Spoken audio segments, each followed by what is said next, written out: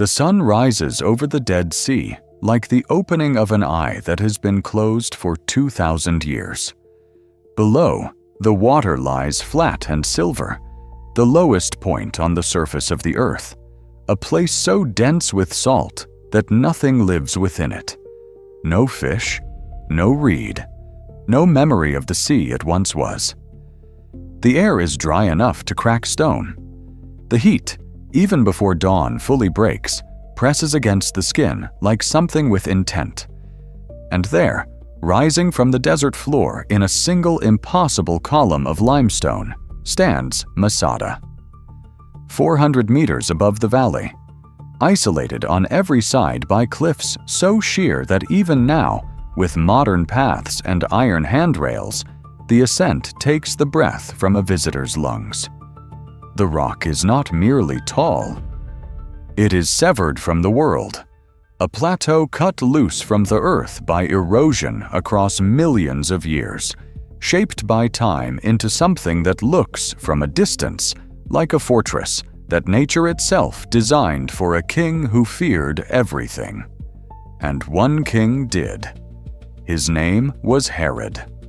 And what he built on top of this rock, in one of the most hostile environments on the ancient planet, without roads, without rivers, without a single nearby source of timber or fresh water, remains 2 millennia later among the most audacious construction projects the ancient world ever produced.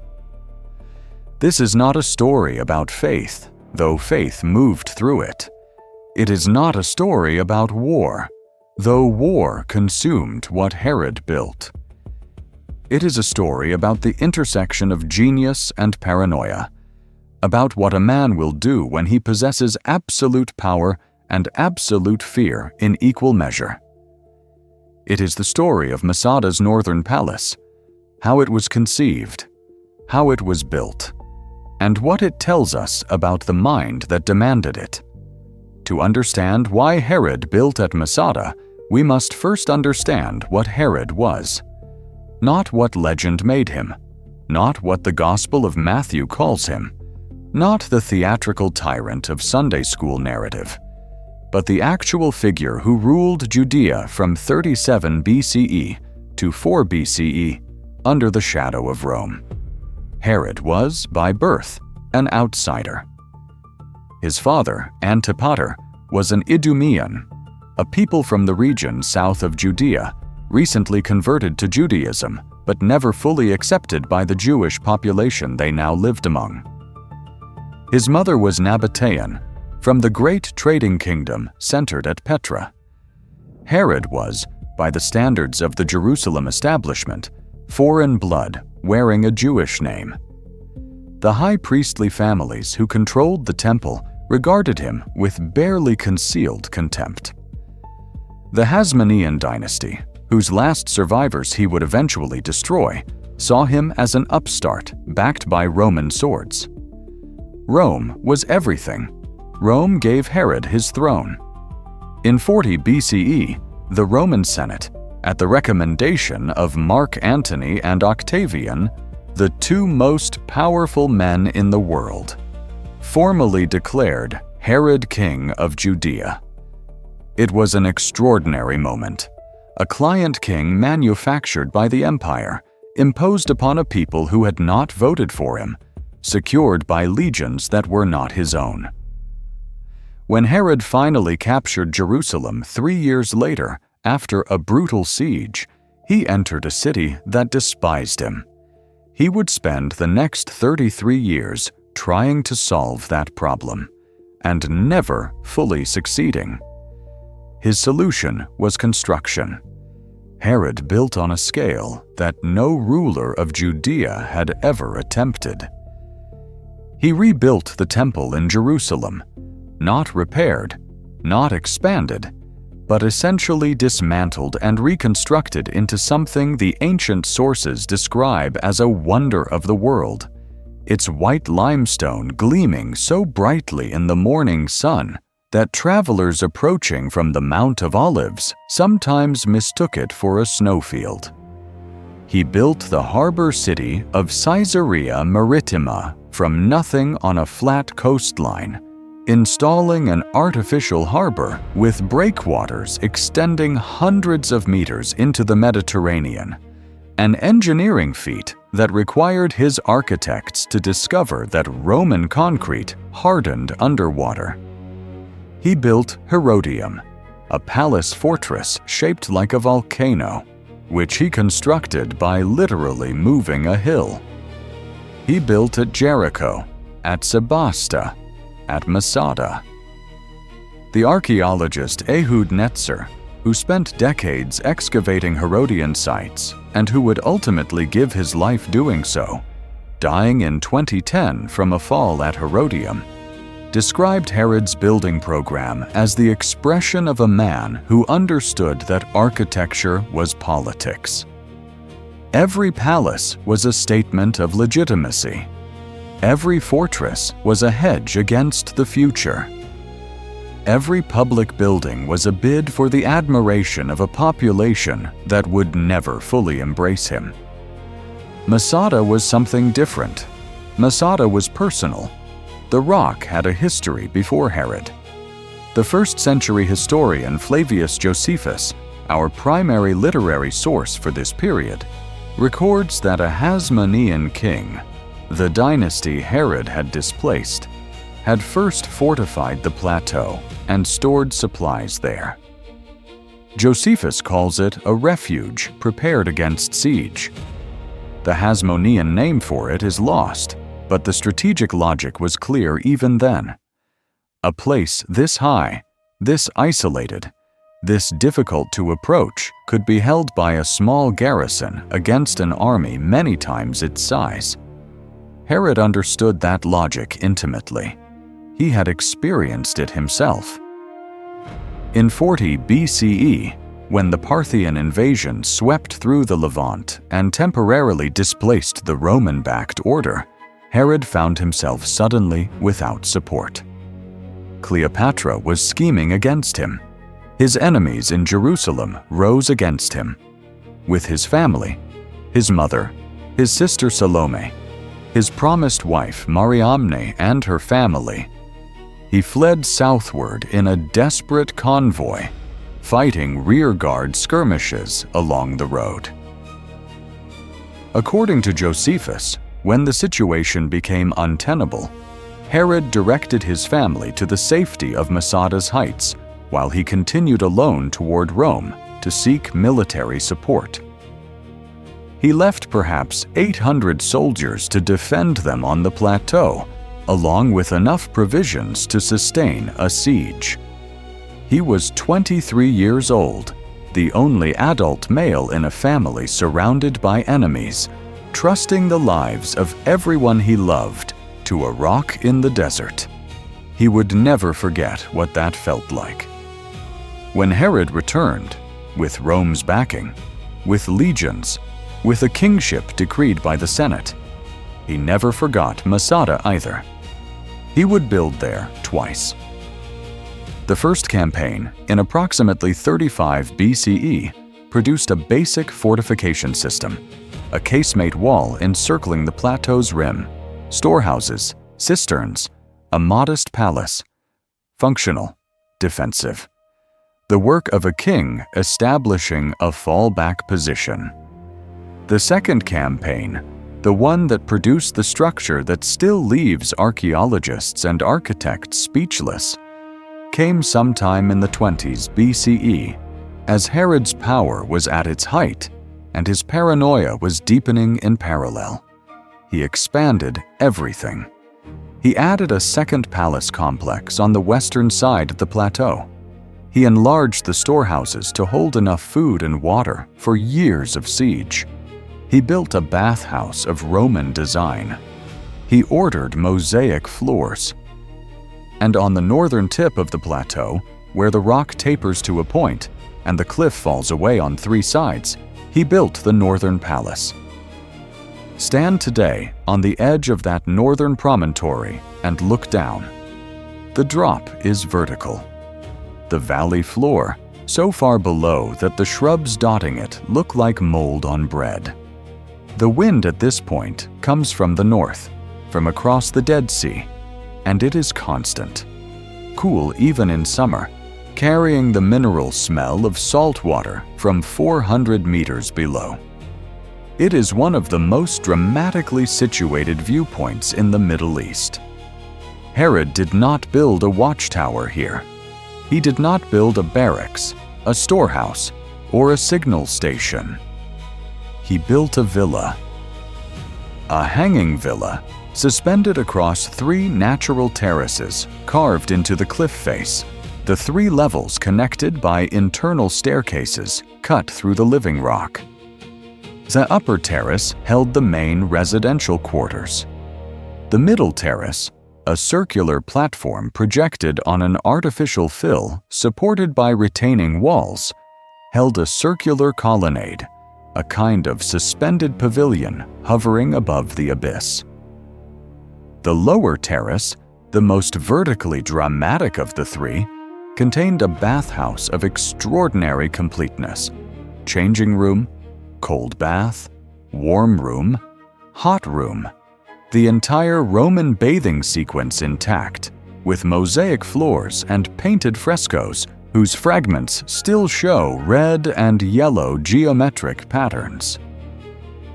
Yigael Yadin, who led the famous excavations of Masada from 1963 to 1965, described his first view of the northern palace's lower terrace as producing a sensation of vertigo not entirely attributable to the height.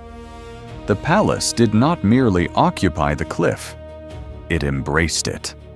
It reached out over the void as though the architect, whoever he was, his name lost to history, had looked at the abyss and decided to build inside it rather than back away from it. The architect's anonymity is itself significant. We know the names of the sculptors who worked for Augustus. We know the name of the engineer Vitruvius, who codified Roman architectural practice in the very decade Herod was building at Masada. But the person, or persons, who solved the structural problem of hanging 3 inhabited terraces off the face of a desert cliff, who calculated the load-bearing capacity of retaining walls built on fractured limestone, who figured out how to waterproof a bathhouse in a climate where temperature swings between day and night routinely exceed 30 degrees Celsius. That mind is invisible to us. The work survives. The worker does not. This is the normal condition of ancient engineering, and it is worth pausing on. The most technically demanding achievements of the ancient world were almost never signed. How was any of it built? This is the question that sits at the center of the engineering miracle of Masada. There were no roads to the summit. The famous snake path, the winding ascent on the eastern face that modern tourists use, existed in Herod's time, but it was a footpath, barely wide enough for a loaded mule, winding through more than 2 kilometers of switchbacks to gain 400 meters of altitude. On the western side, a shorter but still brutal ramp approach existed. Neither route permitted the transport of the materials required for what Herod was planning. Limestone came from the plateau itself, quarried in place. The evidence is still visible in sections of bedrock where the characteristic marks of iron tools cut into the living rock. Smaller stones were shaped from the quarried blocks. The casemate walls, double walls with rooms between them, consumed enormous volumes of local stone, and their construction on the plateau rim gave workmen the advantage of proximity. But everything else had to come up. Consider what this meant in practical terms. The plateau of Masada measures approximately 600 meters from north to south and 300 meters at its widest point, roughly the size of a large city block in Manhattan, but elevated, isolated, and surrounded by nothing. Every nail, every beam, every bag of lime, every amphora of olive oil for the lamps of the workers, every tool that broke and had to be replaced, all of it traveled up one of those two approaches, carried by human hands or by pack animals that themselves required feeding and watering. The snake path on the eastern face, with its 2-kilometer length and its grades that approach 45 degrees in places, defeated wheeled transport entirely. No cart could navigate it.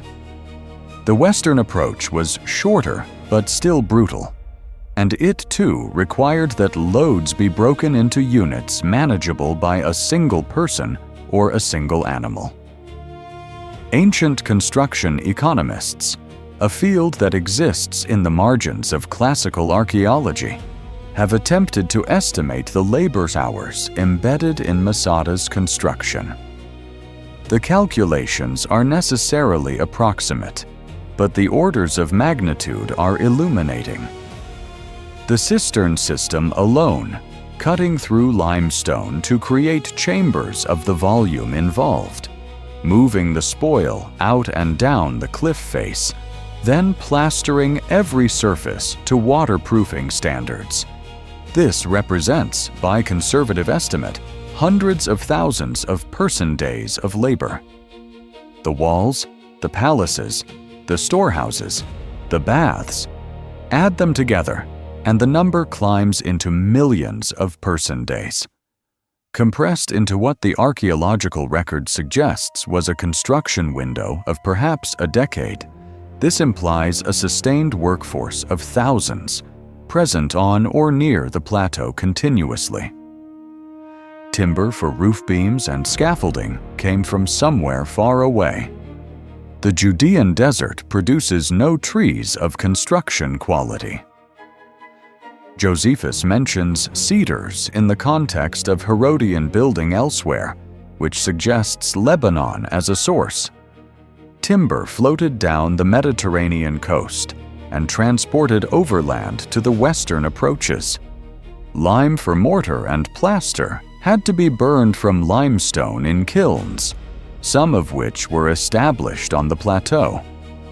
Iron tools and fittings arrived from smithies that must have been established at the base of the mountain. Lead pipes for water distribution, and they're there still in the ruins, had to be cast and transported. The workforce itself presents a staggering logistical problem. Archaeologists estimate that at peak construction, several thousand workers may have labored on Masada simultaneously. They had to eat. They had to drink. They had to sleep somewhere. The plateau offers no springs, no wells, no natural water source of any kind.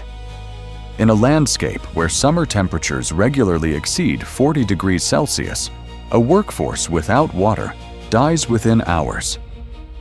Herod's solution to the water problem is, by itself, one of the most impressive engineering achievements of the ancient world.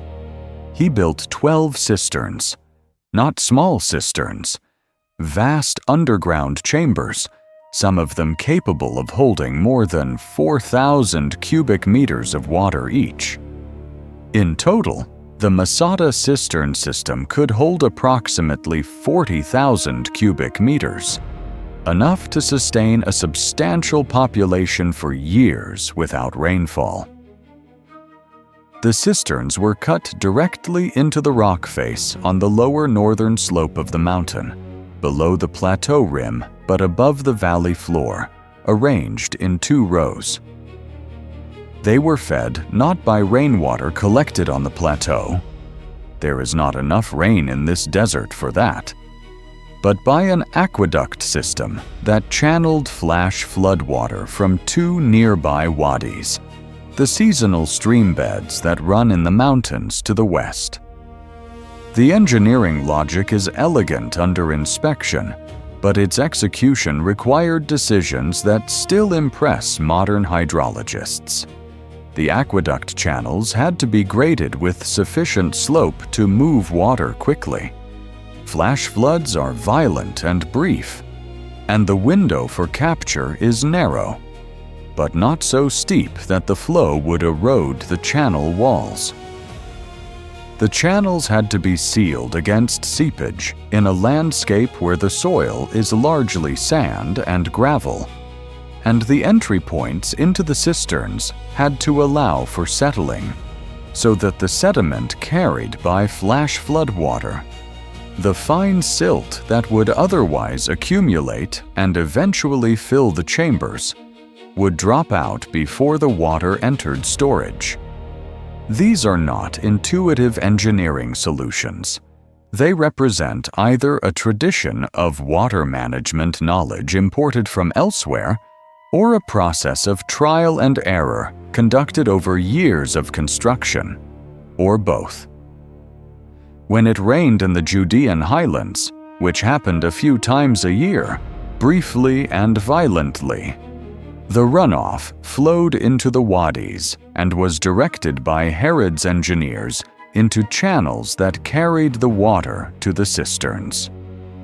From there, it was hauled by hand, bucket by bucket, up the cliff face to the plateau above. The logistics of water hauling alone, for construction, for the workforce, for the eventual garrison, must have consumed a significant portion of the labor force at Masada. But the cisterns worked. They are still there. When Yadin's team excavated them, they found them structurally sound after 2,000 years. The plaster lining, mixed to resist water penetration, had barely cracked. The frescoes of the northern palace tell another story about the scale of Herod's ambitions. In the lower terrace bathhouse, the walls were covered in painted plaster, imitating marble paneling, a technique called marmorino, common in the finest Roman villas of the period. The floors were black and white geometric mosaics in the earliest style of Roman opus tessalitum. Fragments recovered during excavation show the level of craft involved. Individual tesserae, cut to precise dimensions, laid by artisans who were almost certainly not local. Where did these craftsmen come from? Rome itself is the most likely answer, or from the heavily Romanized coastal cities that Herod was simultaneously building. Caesarea Maritima was under construction in the same decade as the second phase of Masada. The same workshops, the same guilds of mosaicists and fresco painters likely moved between projects as the king's building program demanded. Herod's empire of construction was, among other things, a vast patronage machine that drew skilled labor from across the Mediterranean world. The bathhouse on the lower terrace represents perhaps the most symbolically resonant element of the entire palace complex. Bathing in the Roman manner, moving through a sequence of rooms at graduated temperatures, sweating in the caldarium, plunging in the frigidarium, being scraped and oiled and massaged, was not merely hygienic. It was cultural performance. It was a statement of belonging to the Roman world. Herod, the half-Jewish, half-Idumean client king, who was never entirely accepted by his own subjects, built Roman baths on the tip of a desert rock 400 meters above the earth. He was performing his identity for an audience that may have been only himself. The columns of the middle terrace, the circular pavilion suspended between upper and lower levels, were freestanding drums of stone assembled with iron clamps, their surfaces stuccoed and painted to imitate different varieties of marble. When they stood intact, with the colonnade complete and the Dead Sea visible in every direction through the gaps between columns, the effect must have been extraordinary. A rotunda open to the sky, the blue of the salt sea below, the bronze of the desert hills on every horizon, and the king seated in the center of a view that extended to Jordan, to Edom, to the ends of the world he could see from his elevation. What did Herod actually use Masada for? This is a question the archaeology cannot fully answer. There is no evidence that he ever spent extended time there. No texts record him retreating to Masada after the construction was complete. The palace was furnished and operational. Cooking vessels, storage jars, and domestic items were found in the storehouses. But it does not appear to have functioned as a primary royal residence. Herod's preferred palaces were at Jericho, where the climate was warm without being brutal, and at Jerusalem, where power resided. Masada was an escape hatch, an ultimate refuge. The place where, if everything collapsed, if Rome turned against him, if his subjects rose in revolt too overwhelming to suppress, if the Hasmonean faction within his own court succeeded in the plots he correctly suspected they were hatching, he could retreat with his family and wait out the storm. It was, as the historian Nikos Kokinos has suggested, the physical expression of Herod's deepest anxiety, that the world he had constructed could be taken from him.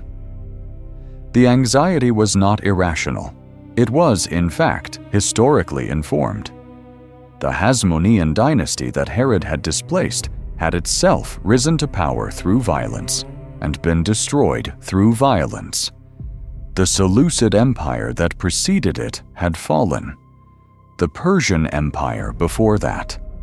The great Babylonian Empire before that. From Herod's vantage point, educated in the politics of a region where every dynasty was one betrayal away from extinction, building an escape hatch in the desert was not paranoia. It was realism. What made it paranoia was the scale. The 40,000 cubic meters of water. The storehouses calculated to hold enough grain for years. The walls thick enough to require a siege train to breach. The northern palace, with its 3 terraces and its Roman baths, built not merely for survival, but for survival in comfort. For the particular comfort of a man who could not imagine enduring the indignity of refugee existence without his mosaics and his heated floors intact. Herod did not prepare for a difficult future.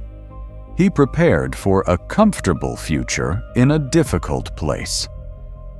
That distinction tells us almost everything we need to know about him. And indeed, the world he constructed was taken from him, not by political reversal, but by time and by his own deteriorating mind. The ancient sources describe the final decade of Herod's reign as a catastrophe of paranoia. He executed his beloved wife, Mariamne, whom he genuinely loved, on suspicion of a plot that may or may not have existed. He executed her mother. He executed 2 of his sons by Mariamne, Alexander, and Aristobulus, men whom he had sent to Rome for their education, and who had returned as polished aristocrats more at home in the empire than in Judea, and whom he feared precisely because of that. 5 days before his own death in 4 BCE, he executed a 3rd son, Antipater. The Emperor Augustus, receiving reports of the chaos in Judea, reportedly observed that it was safer to be Herod's pig than Herod's son, a remark that played on the fact that Herod, as a Jew, did not eat pork, and so his pigs at least died of natural causes. He died at Jericho, not Masada. His body was carried in a golden bier, attended by his entire court, to Herodium, the artificial mountain he had built in the Judean hills, where he had ordered his tomb prepared.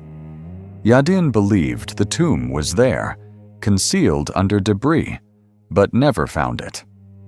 Ehud Netzer, after decades of searching, finally located what he identified as Herod's sarcophagus fragments in 2007, smashed, deliberately destroyed, perhaps by the Jewish rebels who eventually rose against Rome.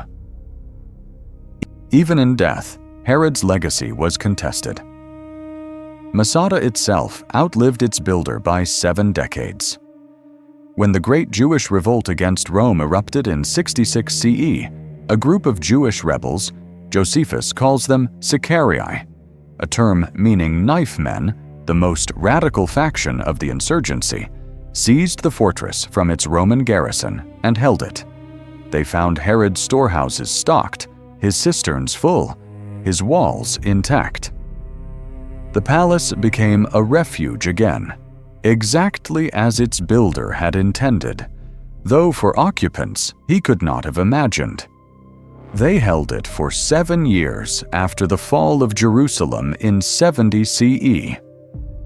When the Roman governor Flavius Silva finally marched 10,000 soldiers, including thousands of Jewish prisoners of war conscripted as laborers, to the base of Masada in 73 CE, he faced the same logistical problem Herod had solved from this opposite direction.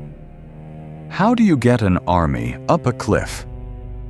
Silva's answer was the ramp, the enormous earthwork that still scars the western face of the mountain, built by prisoners under the whips of Roman engineers, risen to a point where the legions could bring their siege engines to bear on Herod's walls. Silva was a patient man and a methodical one. He established 8 camps around the base of Masada, their stone foundations still visible from the air in the desert below, arranged in a ring that gave the siege the character of a stranglehold. The circumvallation wall that connected these camps, encircling the entire rock, ensured that no one left and nothing entered. The besieged had Herod's storehouses and Herod's cisterns. The Romans had an empire's supply lines and an army accustomed to hard work in harsh conditions. The ramp took months. The volume of earth and stone moved to build it.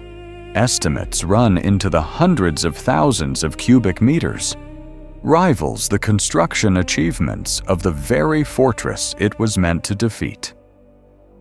In a grim irony, the Roman siege works at Masada represent an engineering achievement nearly as impressive as the Herodian construction they were designed to overcome. 2 great building traditions faced each other across the western face of that cliff. And in the end, the one with unlimited replaceable labor won. When the walls broke and the soldiers poured through, they found nearly 1,000 people dead.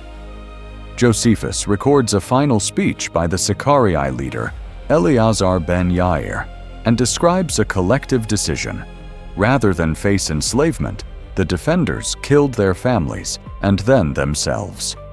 Only 2 women and 5 children survived, hidden in a cistern, to tell the story to the Romans.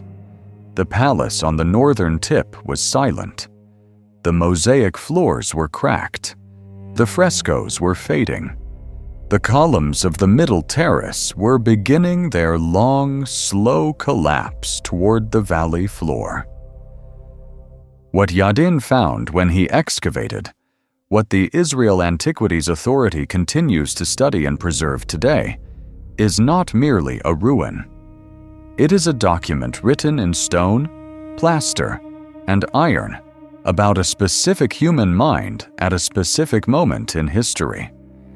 The scale of the cistern system speaks to engineering intelligence of the highest order. The frescoes speak to cultural ambition.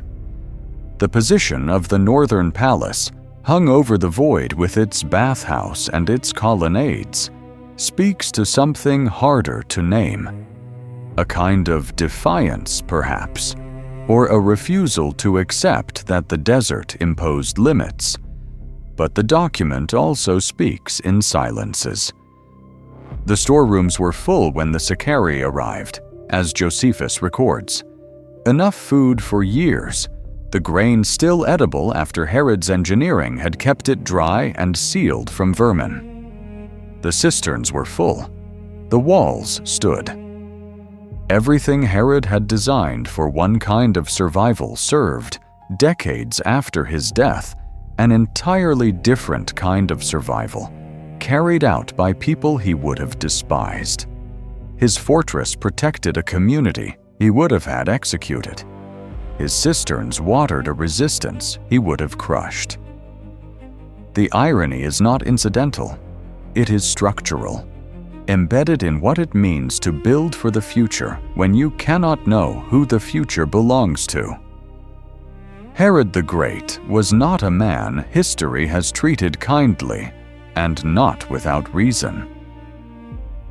The Gospel accounts of the massacre of the innocents, while not corroborated by external sources, are not inconsistent with what the historical record otherwise shows about his capacity for violence when he felt threatened.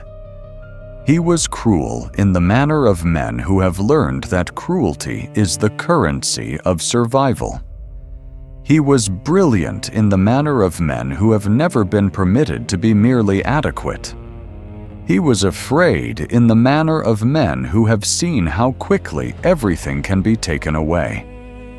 But he was also, without question, one of the great builders of antiquity.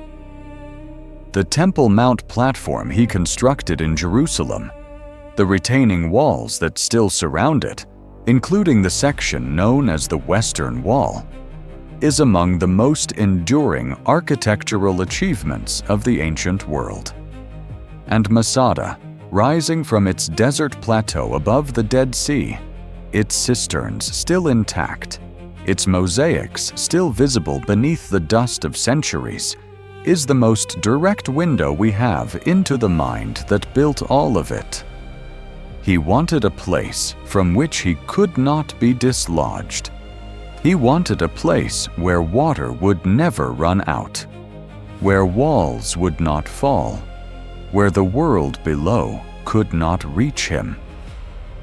He built it in the harshest landscape available to him, with materials hauled by hand up 400 meters of vertical cliff, with craftsmen imported from the other end of the Mediterranean, with engineering solutions that his civilization had never applied in quite this way before.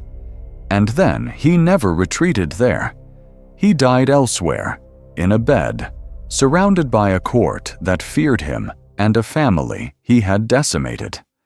What Masada tells us, finally, is something that architecture always tells us if we look carefully enough, that the things we build to protect ourselves are also portraits of what we fear.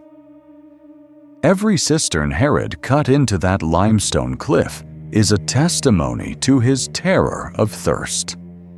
Every meter of casemate wall is a testimony to his terror of enemies. And the northern palace itself, impossible, extravagant, suspended above the void with its Roman baths and its marble-painted walls, is a testimony to his terror of insignificance, of being the outsider he was born as, regardless of what he built or conquered or destroyed. The rock is still there. The sun still rises over the Dead Sea in the same silence it has observed for millions of years. And 2,000 years after the last stone was laid under his orders, the palace at the northern tip of Masada still asks the question its builder could not answer. How much is ever enough for a man who does not believe he deserves what he has? This documentary is based on historical research, archaeological evidence, and peer-reviewed scholarship. Primary sources include the works of Flavius Josephus, particularly the Jewish War and Jewish Antiquities. Archaeological data is drawn from the excavations conducted by Yigael Yadin, 1963 to 1965, and subsequent work by the Israel Antiquities Authority. Academic references include the scholarship of Ehud Netzer, Nikos Kokinos, and Gideon Avigad. Images and visual reconstructions used in this documentary were generated with artificial intelligence to illustrate historical events and architectural spaces for which no contemporary visual record exists.